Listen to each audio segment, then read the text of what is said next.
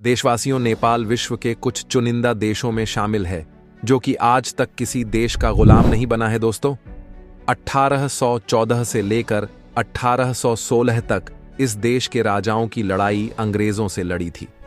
नेपाल गुलाम नहीं हुआ।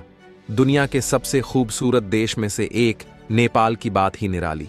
और अगर आपको नेपाल इंडिया से जाना है तो वीजा की भी जरूरत नहीं है। दोस्तों, हम आपको नेपाल देश की तमाम जगह घुमा देते हैं जो आज भी है वर्ल्ड पॉपुलर डेस्टिनेशन मानी जाती है। मुक्तिनाथ मंदिर। दोस्तों, मुक्तिनाथ मंदिर नेपाल दर्शनीय स्थल का एक और देखने लायक स्थान है। मुक्तिनाथ घाटी में यह मंदिर बना है। यह मंदिर भगवान विष्णु को समर्पित है और इस मंदिर में शालिग्राम शिला या शालिग्राम पत्थर को पूजते हैं। हिंदू धर्म के अनुसार शालिग्राम शिला में श्री भगवान विष्णु का निवास मानते हैं और इस वजह से इस पत्थर को काफी पवित्र माना जाता है। इस मंदिर को पंगुता वास्तुकला से बनवाया गया था। वहीं यह मंदिर हिमालय में 3700 मीटर से भी ज्यादा ऊंचाई पर उपस्थित है, जिसकी वजह से इस मंदिर के आसपास काफी प्राकृतिक सुंदरता देख सकते हैं। यहाँ के तीर्थ यात्रा करना थोड़ा मुश्किल है क्योंकि इस क्षेत्र की यात्रा में हिमालय क्षेत्र की पर्वत श्रृंखलाओं को पार करना होता है। पशुपतिनाथ मंदिर। दोस्तों, नेपाल दर्शनीय स्थल में पहला प्रसिद्ध मंदिर पशुपतिनाथ मंदिर है। पशुपतिनाथ मंदिर नेपाल की राजधानी काठमांडू में स्थित है और यह तो आप जानते ही होंगे कि पशुपतिनाथ भगवान शिव को ही कहते हैं। यह सिर्फ धार्मिक स्थल के रूप में ही नहीं बल्कि सांस्कृतिक स्थल के रूप में भी प्रसिद्ध माना जाता है। यह मंदिर भगवान शिव को समर्पित है। इस मंदिर में केवल हिंदू धर्म के लोग ही जा सकते हैं और अन्य धर्म के लोगों को इस मंदिर के दर्शन बाहर से ही करने होते हैं। और शिवरात्रि के दिन इस मंदिर में पर्व का आयोजन किया जाता है। पर्व के दौरान काफी संख्या में भक्त इस मंदिर में घूमने आते हैं।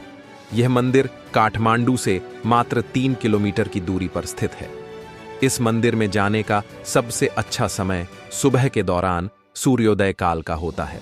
मित्रों, वैसे भी हमारे देश में कई ऐसे लोग हैं जो कि साल में 1 से 2 बार भी इस मंदिर में जाकर भगवान शिव के दर्शन करते हैं और कहते हैं कि यहाँ आने के बाद आपके मन को बहुत शांति मिलती है और आपकी सोच बदल जाती है। आप इस दुनिया की सच्चाई को समझने लगते हैं। अगर आप नेपाल जाएं तो इस मंदिर में जाना ना भूलें। अब काठमांडू सिटी। दोस्तों, काठमांडू सिटी नेपाल दर्शनीय स्थल की शोभा बढ़ाता है। नेपाल की राजधानी काठमांडू में शाम के समय सैर करने का एक अलग ही मजा आता है। दरअसल काठमांडू हिमालय के पहाड़ों से घिरा हुआ और ऐसे में शाम के समय यहाँ का मौसम काफी दीवाना हो जाता है। साथ में ही इस जगह पर नेपाली ट्रेडिशनल नाच और कई तरह के कार्यक्रमों का आयोजन भी समय पर होता रहता है। काठमांडू में आपको शॉपिंग करने के लिए भी काफी कुछ मिल जाता है। काठमांडू नेपाल का बेहद ही खूबसूरत शहर माना जाता है।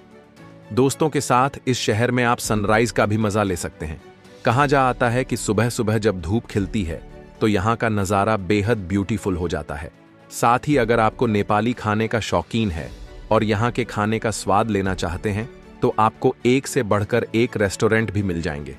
दोस्तों, इस शहर की सबसे अच्छी बात यह है कि यह ओवर क्राउड नहीं है, यानी कि आपको कभी भी ऐसा नहीं महसूस होगा कि आप भी भारत का हिस्सा है। तो नेपाल आप जब भी जाएंगे आपको इस शहर का दर्शन तो करना ही पड़ेगा, क्योंकि दोस्त यहीं पर सारी फ्लाइट लैंड करती है सागरमाथा नेशनल पार्क। दोस्त, सागरमाथा नेशनल पार्क भी नेपाल का एक बड़ा पर्यटन स्थल है जो उद्यान नेपाल दर्शनीय स्थल में 4 चांद लगा देता है।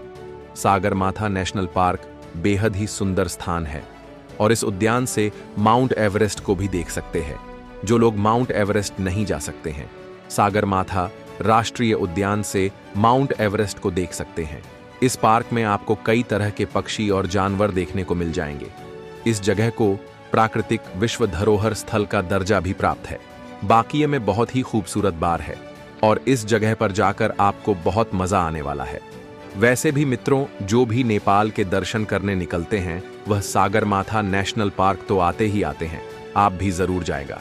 दूसरा दोस्तों, पोखरा नेपाल दर्शनीय स्थल का एक और प्रसिद्ध दर्शनीय स्थल है। शहर के पास ही थेवा झील स्थित है और झील के चारों ओर काफी सुंदर और शांत वातावरण देखा सकते हैं। जो भी लोग नेपाल घूमने के लिए जाते हैं बस पोखरा जरूर जाते हैं। पोखरा नेपाल का दूसरा सबसे फेमस है और इस जगह पर झील के अलावा कई सारे टेम्पल भी है। साथ ही यहाँ की शाम बहुत ही खूबसूरत मानी जाती है। तभी कहा जाता था है कि अगर आपने नेपाल गए हैं तो एक शाम पोखरा के लिए भी रख लीजिए। जी हाँ, यहाँ आपको नेपाल की ट्रेडिशन लाइफस्टाइल देखने को मिल जाती है। यहाँ के होटल में रहने से लेकर यहाँ का खाना पीना सब नेपाली स्टाइल का है। यहाँ आप नेपाल को जी लेंगे। लुम्बिनी दोस्तों, गौतम बुद्ध की जन्मस्थली। लुम्बिनी दुनिया भर के बौद्ध अनुयायियों का तीर्थ स्थल है। यह स्थान भारत नेपाल सीमा से कुछ ही दूरी पर स्थित लुम्बिनी गांव है। सम्राट अशोक के स्मारक स्तंभ के लिए जाने जाना वाला यह स्थल यूनेस्को की विश्व विरासत सूची में भी शामिल है। सम्राट अशोक ने इसे अपनी नेपाल यात्रा के दौरान अपनी स्मृति में बनवाया था। यहाँ का प्रमुख आकर्षण केंद्र 8 वर्ग किलोमीटर में फैला है। इसके अलावा माया देवी मंदिर भी तीर्थ यात्रियों के बीच खासा लोकप्रिय है। इसमें गौतम बुद्ध की मां माया देवी की मूर्ति है। माया देवी इस मूर्ति में गौतम बुद्ध को जन्म देती हुई दिखाई गई है। कहा जाता है कि यहाँ जाकर आप जो भी मन्नत मांगते हैं वह पूरा जरूर होता है और शायद यही वजह है कि लुम्बिनी में भारी संख्या में लोग आते जाते हैं। भी हाथ था दोस्तों। देवघाट धाम भी नेपाल के प्रमुख पर्यटन स्थल है। देवघाट धाम काली गंदगी और त्रिशूल नदियों के संगम पर स्थित है। मकर संक्रांति के दौरान हिंदू धर्म के अनुयायी बड़ी संख्या में यहाँ आते हैं। इस दिन श्रद्धालु पवित्र नदी में डुबकी लगाते हैं। इसके अलावा यहाँ पर घूमने लायक कई ऐतिहासिक स्थल भी हैं दोस्तों।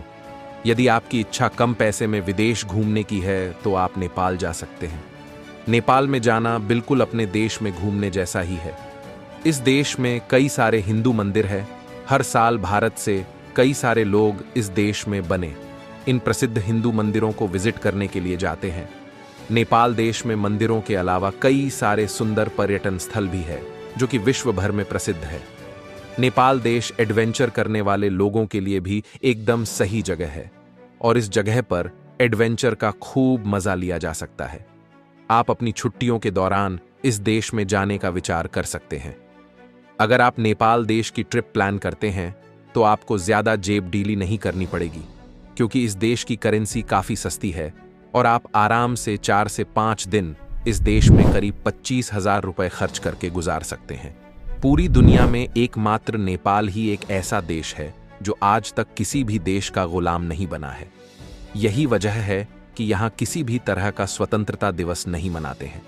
अगर आपको लगता है कि नेपाल पर्वतारोहण के लिए प्रसिद्ध एक छोटा देश है तो गलत नहीं है, लेकिन शायद आपको जानकर हैरानी होगी, लेकिन देश की राजधानी शहर काठमांडू में 15 किलोमीटर के दायरे में 7 यूनेस्को विश्व धरोहर सांस्कृतिक स्थल है। इसे लिविंग कल्चरल म्यूजियम के रूप में भी दूसरे का नाम दिया गया है।